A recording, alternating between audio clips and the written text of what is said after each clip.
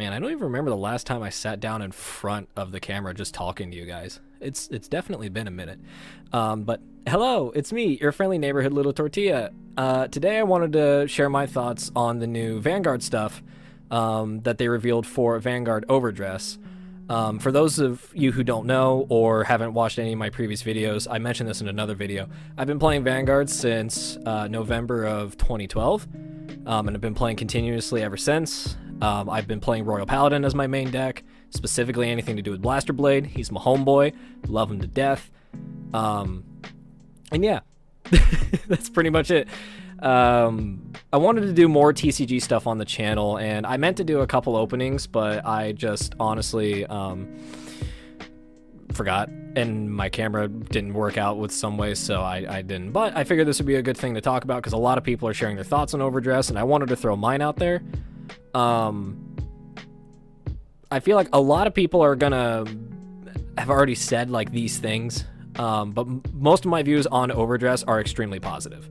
I'm super excited for everything.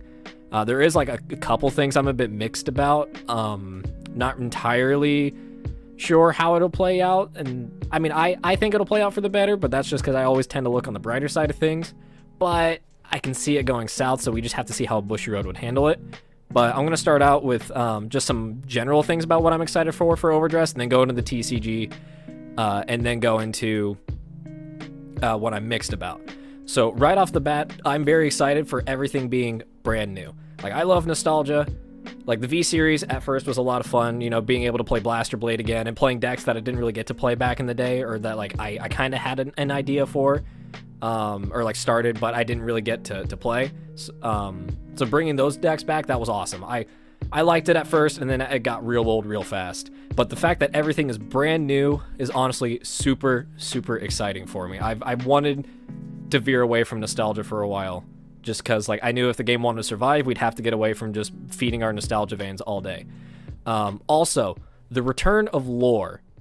I am a huge lore nerd. If you've seen like any of my other like gaming videos and stuff, you'll know I love lore about a lot of different things, and I loved the Vanguard lore. I used to read it a lot when I was in high school. I would, whenever I was done doing work or whatever, I would just pull up my iPad and I would just read Vanguard lore about like either, it was mostly at the time I think Liberators and Seekers and like the G lore, but like if there was lore about different clans that I didn't play, I would be like, okay, I want to know about these, I want to know the story. So I would spend hours just reading the lore. So the fact that they're bringing it back now is super exciting for me, and that it's not another alternate timeline, like they're, you know, like here's a third reboot for the entirety of the story of Cray. It's like, no, it's still the same story. It's 3,000 years later. Here's how the world has changed. That is super awesome for me, because I did read like G lore up until the end, and then when they started blending Chrono into the actual lore of the card game, instead of just being like there's the anime story and then there's the lore, it kind of lost me a bit. But I still kept up with it, and I was really sad in the V-Series that we didn't get any new lore or like revamped lore. So the fact that lore is returning, super excited for it, and it's going to be in actual English. Like they said, I think they said they were going to translate it and like post about it on Twitter. So I'm super pumped to read the lore again. I love the Vanguard lore. There was a lot of really cool stories and a lot of cool avenues they explored, and I'm super excited they're bringing it back.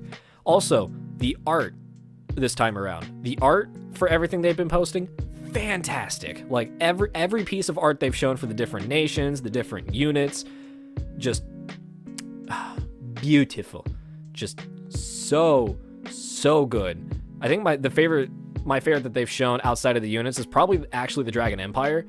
That art looks so cool, and Dark States. And Stoichio.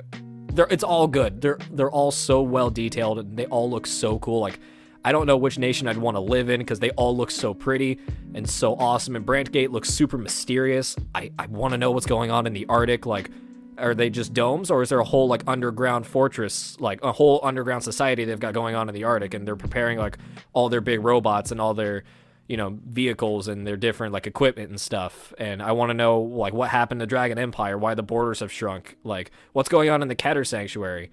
Like, I'm really excited for the fact that they for the Keter Sanctuary to have like two different societies in a sense, because I really want to know the underclass, like the lower class. I want to know what it's like living there. Is it going to be like how alt mile on the on the border towns, or is it going to be like people being suppressed, or is it people that like they're just living okay, they're just not doing as well as the upper class, but they're doing all right, they're living.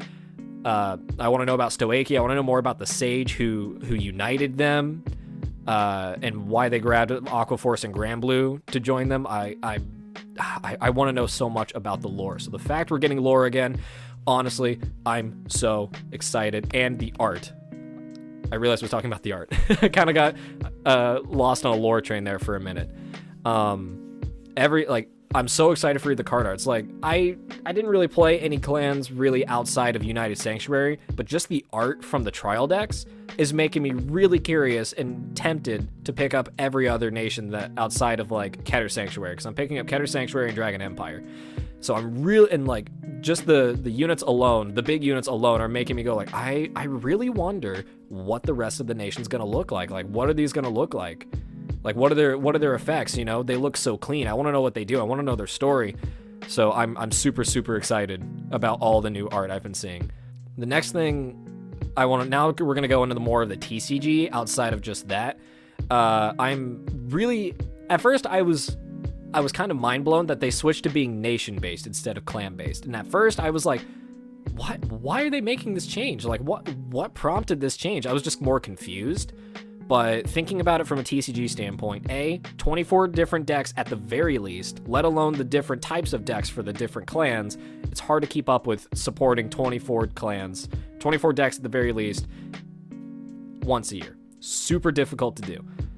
So the fact that they're switching it to nations, meaning like you can play different nations, or like you only have to play 5 nations, you can build so many different decks just within the nation alone, is really, really exciting to me because A, it's friendlier on the wallet, B, it involves a lot more creativity instead of like the cookie cutter like deck lists that you've been seeing on like Twitter or Facebook or YouTube or whatever. At least for standard. Premium, different story.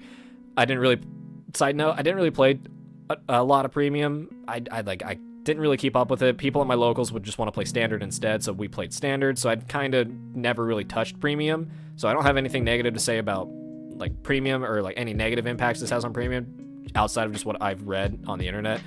So I'm just talking from a standard player's perspective, but we'll get to the formats in a minute. But I'm excited because one of my favorite things to do back in early Vanguard was deck build and like come up with different, you know, combo ideas, come up with like using units that people had like forgotten about. Like I remember I played Gold Paladin back in the day. This was Blonde Ezel. This was before Platina came out.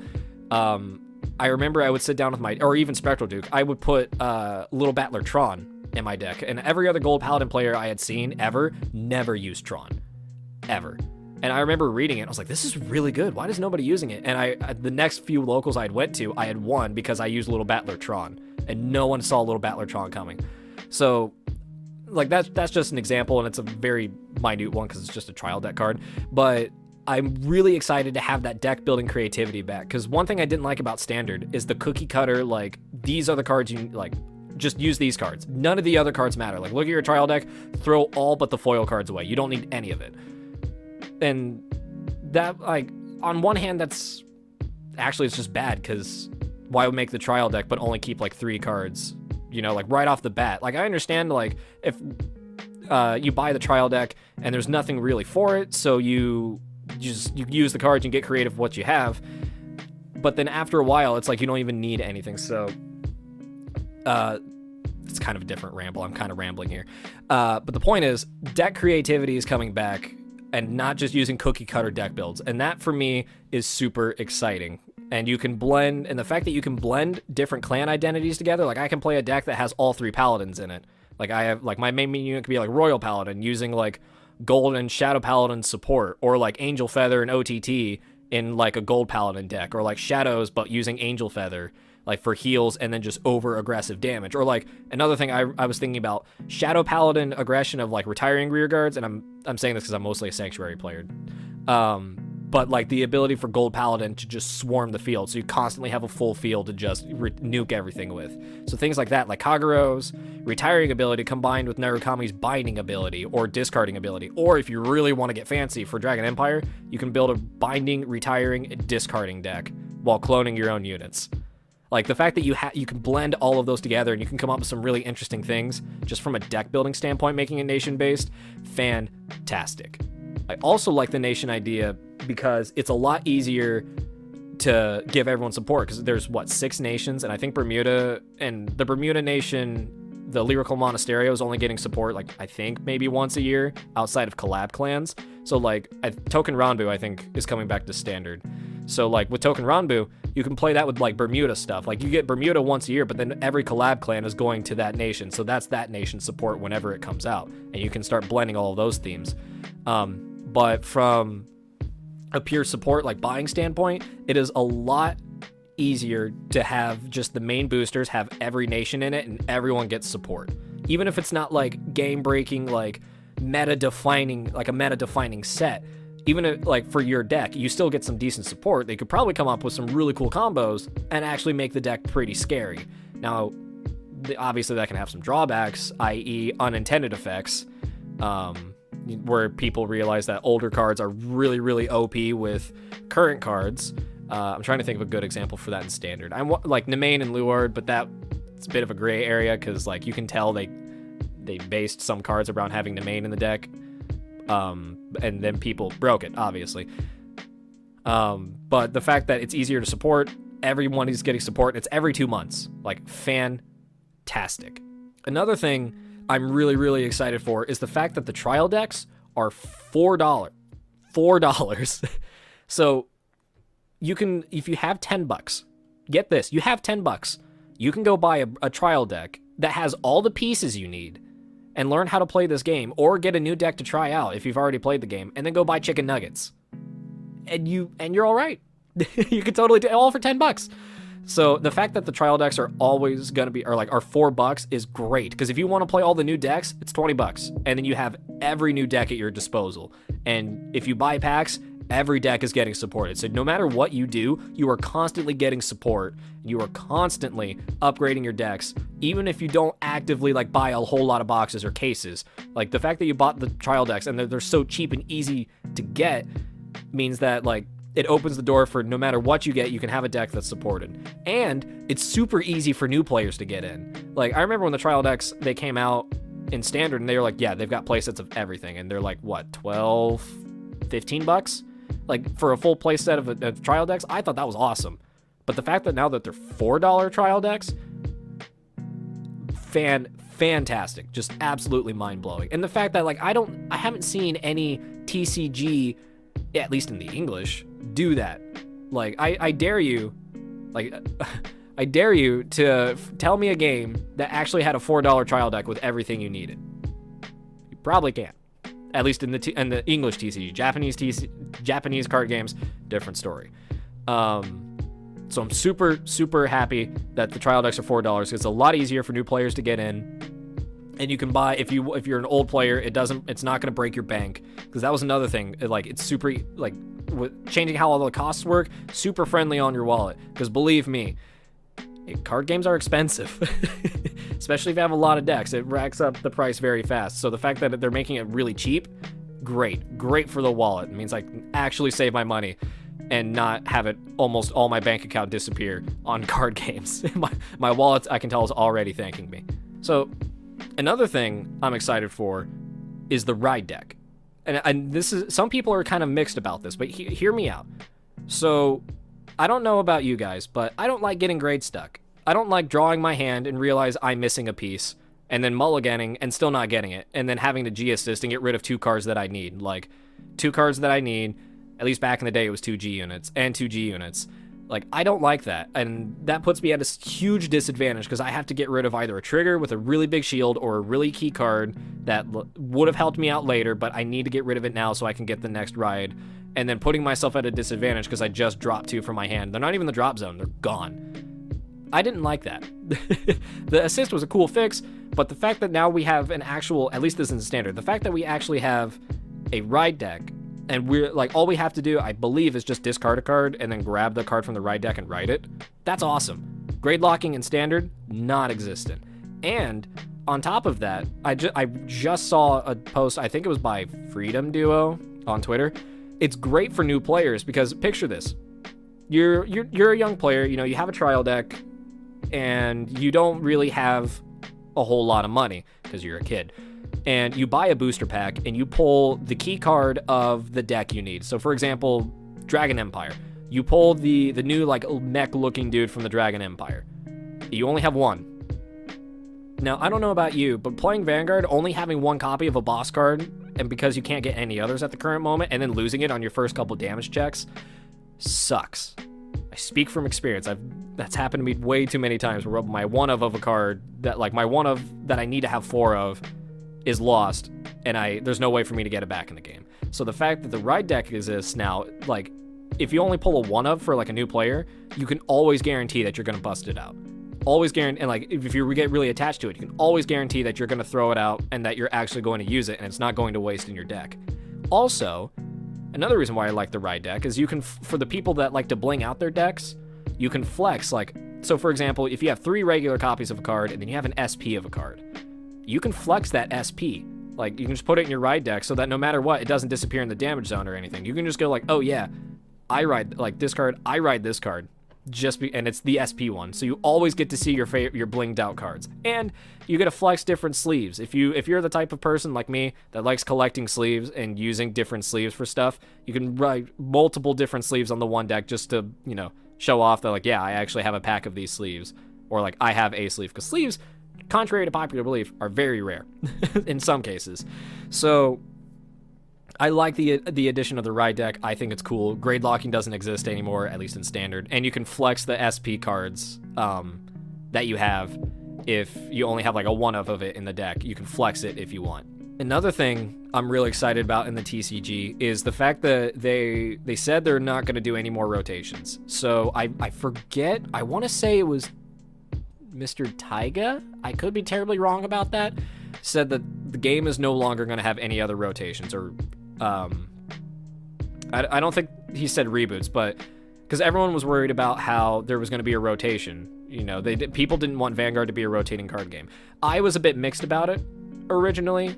On one hand, I wanted it to keep it fresh, but on the other hand, I didn't want it to completely always be under rotation, because then it would either be you either play this cheap new format or you go play premium, and you need like a $500.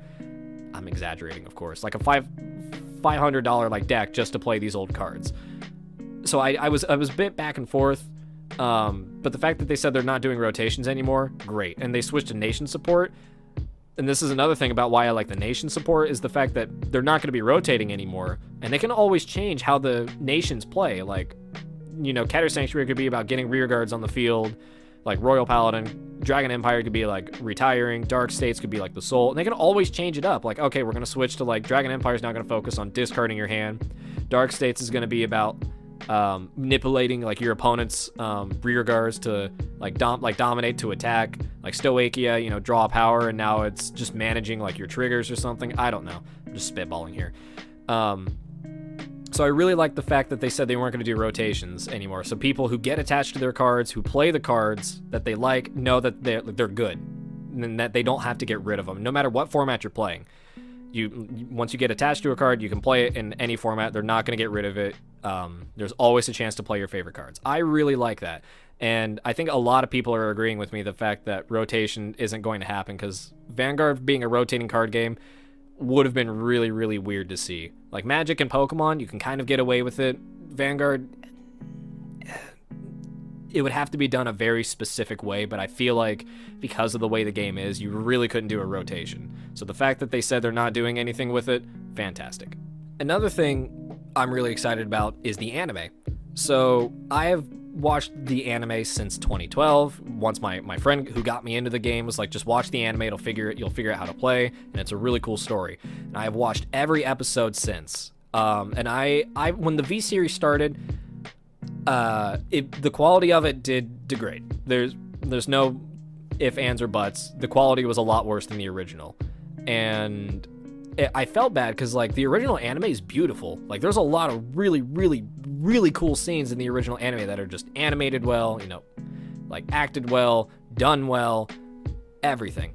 So then the fact that they got Clamp, the guys who do Code Geass, for those who don't know, to do the Vanguard anime is awesome. And all the images they've shown so far look sick. So just like from a anime quality standpoint, like just from the image alone, I'm already super hyped because they have a great studio behind them to make a fantastic looking anime. Also, the fact that it's a brand new story, even in the anime, it's a brand new storyline. There is no old characters whatsoever. Now, like I said, I loved Aichi and Chrono, and all of those stories I love them to death. Aichi especially, very close to my heart. So I liked seeing them in the V series. I liked seeing them come back. A little bit weirder of a story. It did feel kind of weird at points. Like, I felt like it was definitely rushed because they were trying to get like a manga story, which, as we all know with different like games and books and movies, you can't really tell a story. You can, but it has, like, if you make a movie about a book, it has to be done well for the movie to do well, because there are plenty of, I'm going to use Aragon as an example. Like, that movie, terrible movie because it was handled poorly, it was just done poorly, but the book itself is a fantastic book. Now, movies like Lord of the Rings, which are based off of a book because they went with a lot of what was in the book, which just got deleted, it's a great movie. It was done really well, and it made sure that it held true to the source material. But trying to do that, like, the manga for Vanguard felt like it was a very manga story, and they tried to adapt that into an anime, and it kind of worked in the beginning, but then it very quickly fell off. And then the Vanguard Koshien arc, we don't talk about the Vanguard Koshien arc. That arc was absolutely terrible. It was so short, it was stupid, there was no point in doing it. They had all this hype up for it for a meh payoff. Actually, it wasn't even a meh payoff. Like, it was pretty bad. But the Shinamon arc, however, was fantastic. I loved the Shinamon arc. It was really, really cool. It was nice to see. It was like a breath of fresh air almost for the V series. And I liked If. If was just weird. It was just a weird arc, but it was fun. And it kind of knew that it was being this weird, fun anime of sorts. And it was very much like, in some instances, obviously, especially with Suiko, you were like, they kind of broke the fourth wall a little bit. And they definitely were just like, you know what, we're just going to throw whatever in here. Like, it's okay. That's the point of this anime. We're going to throw whatever. So we're going to have Suiko making sex jokes the whole time with Ibuki. Like, things like that. Like, it was really, really strange, but it worked. So I'm really excited that they're taking a new direction with... Sorry, I kind of went on a rant there. They're taking it into a new direction with brand new characters, with a brand new story, with a brand new studio, and it looks fantastic. Also, the girl who is the Brantgate user, her name is currently escaping me. She looks like Tifa. She's the best waifu. I will not be taking any arguments. She's best. I'm agreeing with Different Fight on this one. She's the best. So I'm really, really excited for the anime, like everything about the anime, the quality, the story, the characters. I am just curious though about one thing, and that's when it takes place. Is it like years after the original, or is it like 10 years after the original? Like, will they... I hope the original characters don't make a comeback. I don't know if I'd like a reference. I would at least like to know just when it takes place. So like if it's like years after the original characters, like if they've died, that's okay. I just want to I want to know when the new anime takes place, and that's it. And that's the only thing I hope I hear about from the old anime. So overall, with the anime, super excited to see what they're doing with it. Just curious about when it's taking place. But everything they've done so far, fantastic. So now we're getting into what I feel mixed about. So right off the bat, what I feel mixed about is miracle triggers. I'm positive that the fact that the miracle trigger exists. I think it's a really interesting mechanic. So, but outside of my personal bias from a competitive standpoint, the reason why I'm mixed about it is because we're gonna have to see how it plays out, because it doesn't offer like crits or anything. It doesn't provide as far as we know, it doesn't provide a super game breaking effect. The 100 million power though, I feel like it could have been tweaked, because like that's a bit much. Because think about it like this, and this is why I feel mixed about it from a competitive standpoint, is you're playing an opponent, doesn't matter what format it is, you're sitting there with your turn, you've got all the right pieces, you've got this strategy in your head, you know that if you play it off right and you get the cards out right and time everything perfectly, and attack in this order, that you're gonna win. Like, it's a guaranteed win. Your opponent doesn't have a lot of cards in hand, like, you've got this. And then they pull out the miracle trigger, and immediately throws everything you were preparing for out the window. Like, their Vanguard's sitting at 100 million power. They don't even take the damage. Also, you're sitting at like 5 damage, so if you don't win it this turn, you're gonna lose next turn. But it's a guaranteed win, and then they pull out the miracle trigger, and you're like, well, that's it, that's game. And you can argue that like it's also the same as like 6 damage healing or sacking, you know, double crit when you're at 3 damage.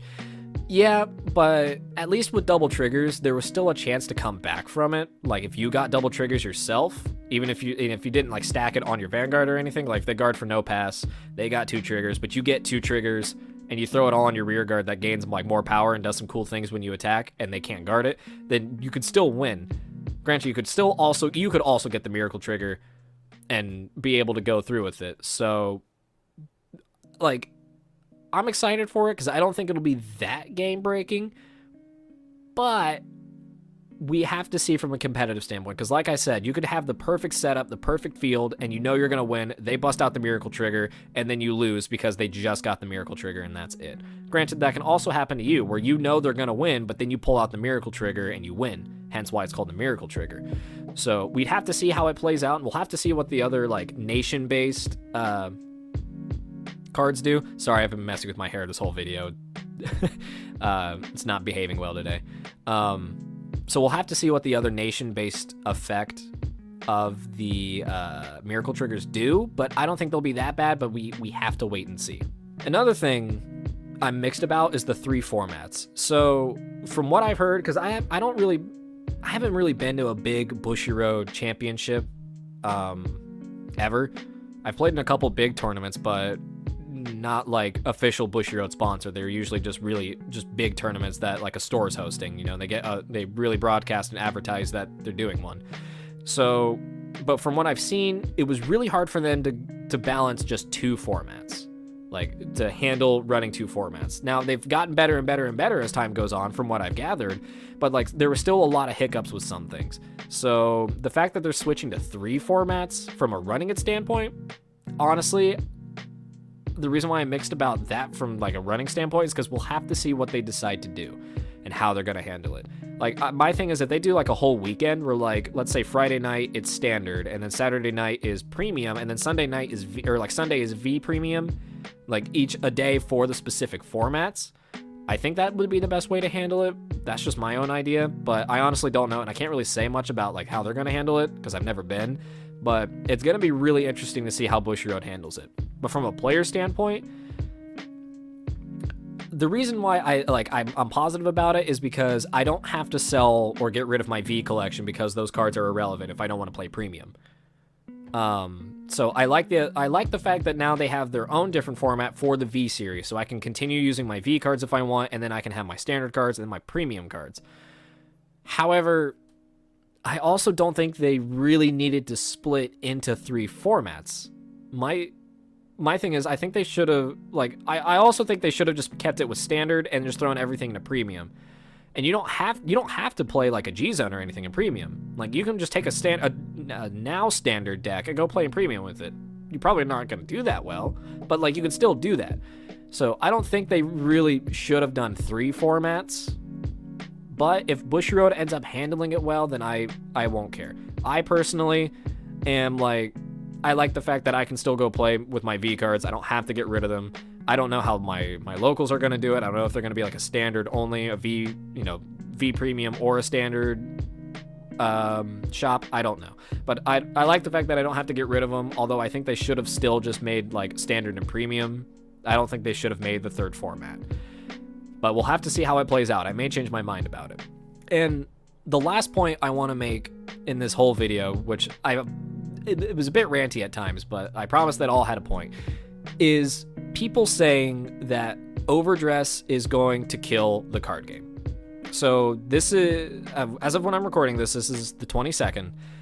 They did their English official live stream. I think it was 2 days ago. It was Thursday night.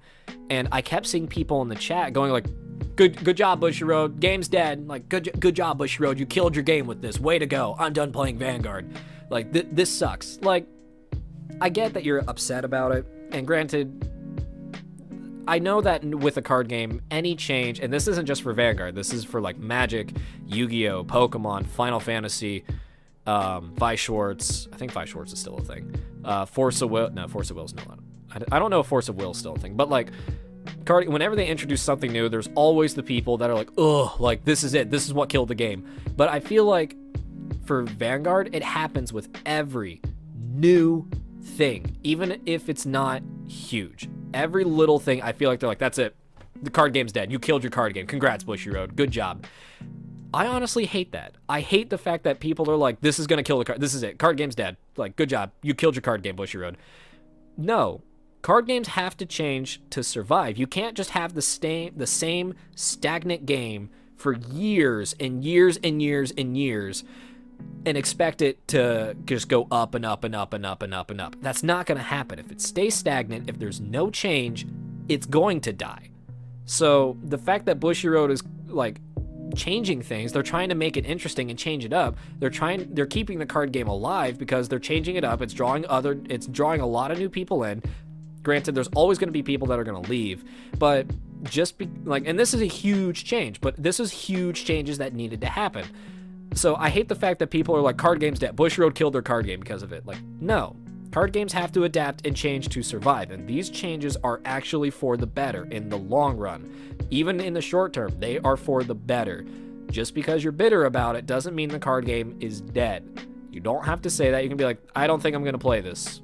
That's it. That's all you got to say. You don't have to be angry. You don't have to shit on other people. You don't have to tear other people down for playing other formats.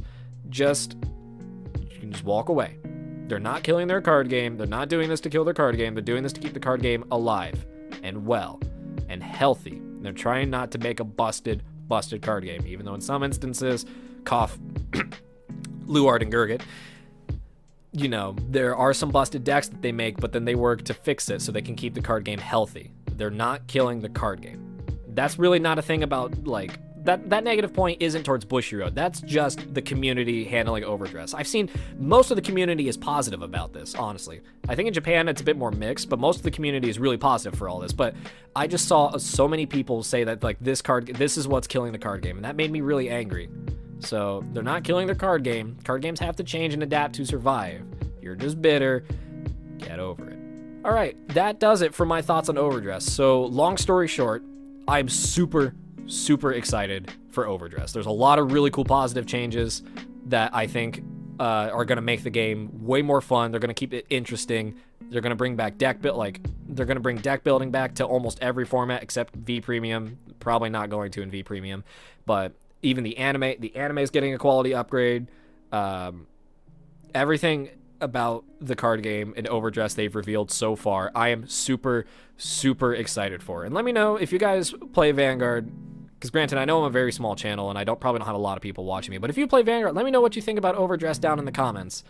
I'm really excited to see what everyone thinks about it. Mostly, I think what I'm excited for is the fact that everything is new, the lore is coming back, because I'm a huge lore nerd, and that everything is going to get support every 2 months, and that it's going to be really easy for new people to get into the game. That's what I'm the most excited for, and I love to know what your thoughts are. So, yeah, this is a bit of a longer one, but I just wanted to throw my thoughts out there. I'm really excited. I can't wait to see what this is going to do, and I will post more card game videos on this channel as time goes on.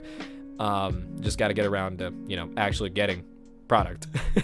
So, yeah, thank you guys so much for watching, and I'll see you guys next time. Bye.